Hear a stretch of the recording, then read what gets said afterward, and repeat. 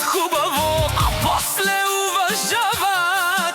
Искат да ме видят слаб, но аз се вдигам пак и пак. Парите идват и си тръгват, но истинският човек остава, а фалшивите хора бягат първи при проблема.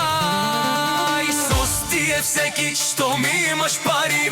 Всички викат, брат ми си ти, Исус, но останеш ли без него?